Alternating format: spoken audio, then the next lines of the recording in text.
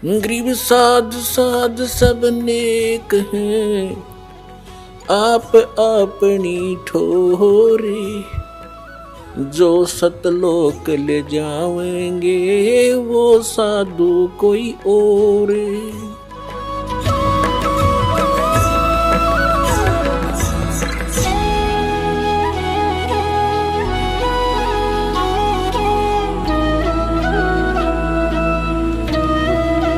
तो पुण्यात्माओं, ये जितने भी सतलोक का ठेका ले रहे थे इस पंथ, इनको कुछ भी ज्ञान नहीं था।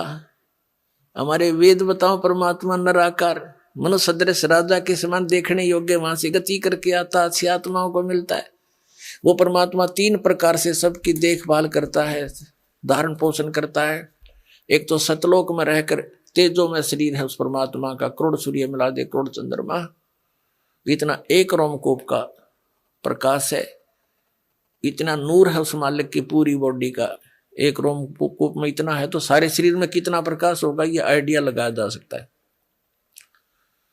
और दूसरी सतीथि में वो आते हैं, प्रत्येक युग में एक शिशु रूप धारण करते हैं, और कमल के फूल पर कोई रेत नहीं होता, गारा चिपकी नहीं होती, इसके स्वच्छ होता है, और उस पर शिशु रूप धारण करके, एक बालक का रूप धारण करके, नवजात शिशु का, उस पर विराजमान हो जाते हैं।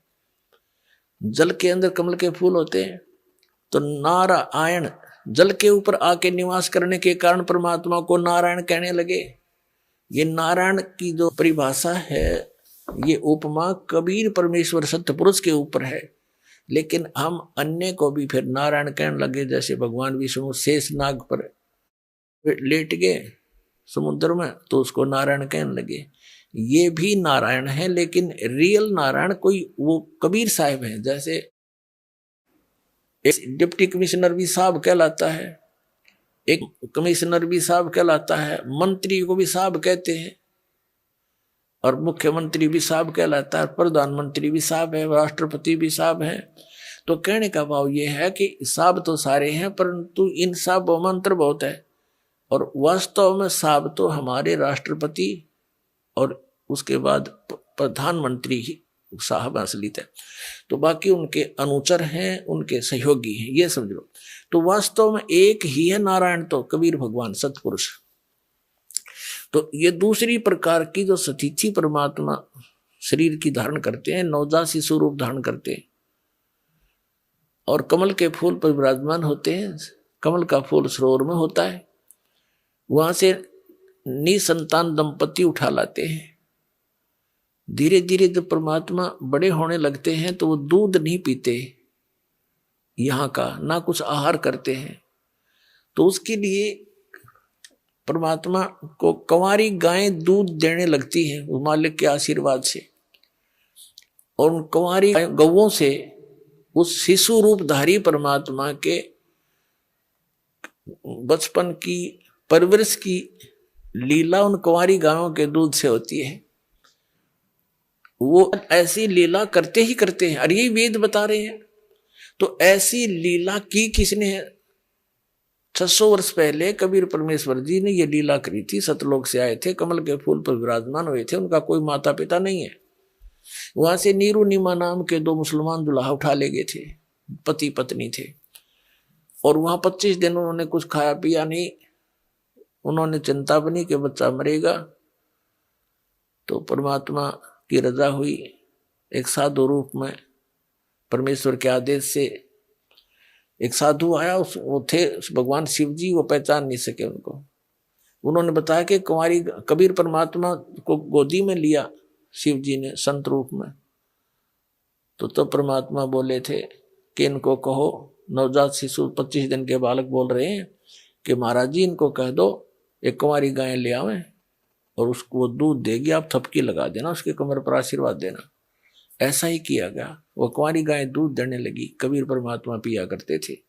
ऋग्वेद मंडल नंबर 9 सूक्त नंबर 1 मंत्र नंबर 8 और 9 में यह सतिथि बताई है कि सर्व उत्पादक प्रभु, सब पापों का नाश करने वाला, वो 3 प्रकार से की शरीर की सतिथि से हम सबका धारण पोषण करता है। तो दूसरे प्रकार की ये सतिथि, ये नवजात शिशु रूप धारण करके आते हैं। फिर धीरे धीरे जो कुंवारी गाय के दूध से उनकी परवरिश की लीला होती है, फिर धीरे धीरे बड़े होते हैं तो छोटी उम्र में 5 वर्ष की आयु में ही बड़े बड़े विद्वानों के छक्के छुड़ा देते हैं, क्योंकि वो उपदेश करने के उद्देश्य से यथार्थ ज्ञान देने के लिए ही आते हैं। 600 वर्ष पहले परमात्मा आए थे, 120 वर्ष तक ये रहे और ये लीला करके चले गए थे।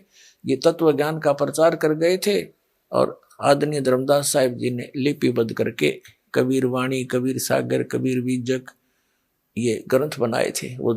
वो आज दास के पास उपलब्ध हैं। उनके रहस्य को भी परमात्मा ने दास को ही समझाया है। ये कबीरपंथी जो पहले वाले नहीं समझ सके, जिस कारण से ये गलत नाम जाप करते रहे।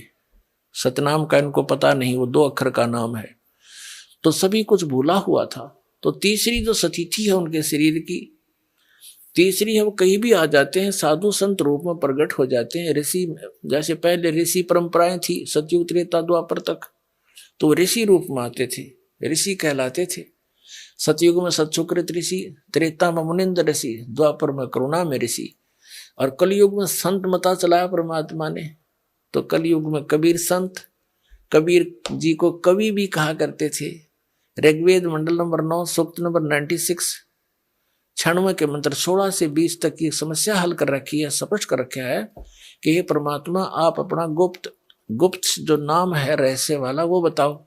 तो 17वें श्लोक में बताया है कि वो कबीर देव है उसका नाम, और कवियों की तरह आचरण करता है। उस तत्व ज्ञान को कवित्व से यानी पद्य भाग में बोल बोल के लोकोक्तियों के माध्यम से उच्चारण करता है, जिस कारण से वो एक प्रसिद्ध कवियों की भी उपाधि प्राप्त करता है। लेकिन वो होता है कबीर देव भगवान, वो अमर पुरुष होता है, सतपुरुष होता है, और वो सतलोक में रहता है, तीसरे भाग में, तीसरे लोक में, मुक्ति धाम में विराजमान है, सतलोक में। वहां से गति करके आता है। वही परमात्मा ऊपर से, सतलोक से ऊपर चौथा लोक है, उसमें भी विराजमान है, और जहां से सब की उत्पत्ति हुई है वो मूल स्थान है अकह लोक। और वो परमात्मा ऐसे आता है जैसे मनुष्य सुंदर शरीर धारण कर लेता है, ऐसे मनुष्य जैसा शरीर यानी वस्त्र धारण कर लेता है, ऐसे वो परमात्मा अन्य रूप बना करके यहाँ आता है। तो ये लीलाएं की किसी कबीर परमेश्वर ने। तो अब जैसे कलयुग के अंदर उस एक महात्मा रूप बनाकर, संत रूप बनाकर आए जिंदा महात्मा का, तो किन किन को मिले? आदरणीय धर्मदास साहिब जी को मथुरा में जिंदा रूप में, जिंदा वेश में, साधु के वेश में। आदरणीय मुलुकदास साहिब जी को, आदरणीय नानक साहिब जी को बेई नदी में जिंदा महात्मा के रूप में मिले, बेई नदी पर, और उनको गुप्त करके दरिया में डुबोने का बहाना करके और सचखंड लेकर गए। आदरणीय दादू साहिब जी को, आदरणीय गरीबदास साहिब जी गांव छुरानी जिला झज्जर वाले को, आदरणीय गीसा दास साहिब जी को गांव खेकड़ा जिला मेरठ उत्तर प्रदेश वाले को। तो ये जो लीलाएं वेद सदग्रंथ बताते हैं, वो लीला किसने की? कबीर देव ने। कबीर साहब जो काशी के अंदर धानक जुल्हा रूप में रहे थे, जब वेद जिसका गुण गावे, आंखों देखा संत बतावे, वह लीला करी किसने? कबीर साहब ने। तो हु इज गॉड?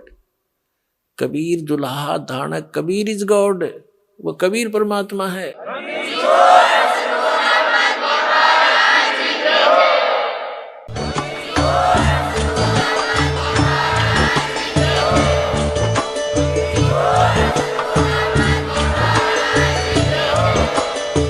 सुन रहे थे जगत गुरु तत्वदर्शी संत रामपाल जी महाराज जी के मंगल प्रवचन। अधिक जानकारी के लिए विजिट कीजिए हमारी वेबसाइट www.jagatgururampalji.org। संत रामपाल जी महाराज जी के शुभ आशीर्वाद से पूरे विश्व भर में 500 से भी ज्यादा नाम दीक्षा केंद्र हैं, जिन पर संत रामपाल जी महाराज जी द्वारा ऑनलाइन निशुल्क नाम दीक्षा दी जा रही है। अपने नजदीकी नाम दीक्षा केंद्र का पता करने के लिए संपर्क करें 8222 880541।